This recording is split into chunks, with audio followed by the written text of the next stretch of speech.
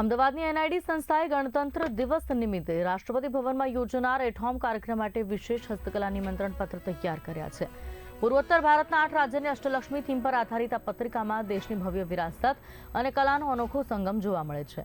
350થી વધુ મહિલા કલાકારોના પરિશ્રમથી કંડારેલું આ સર્જન ભારતની એકતા અને મહિલા સશક્તિકરણનું પ્રતીક છે. રાષ્ટ્રપતિ ભવનના ખાસ સ્નેહમિલન માટે તૈયાર કરાયેલી આ પત્રિકાઓ પૂર્વોત્તર ભારતની સંસ્કૃતિને જીવંત કરે છે. 26 જાન્યુઆરીના અતિથિઓને આ નિમંત્રણ પત્ર દ્વારા ભારતની સમૃદ્ધ કલા અને પરંપરાનો પરિચય થશે. આ પત્રિકામાં અરુણાચલ પ્રદેશના પ્રખ્યાત મોનપા હેન્ડમેડ પેપર અને જીઆઈ ટેગ ધરાવતી હસ્તકલાનો ઉપયોગ કરવામાં આવ્યો છે.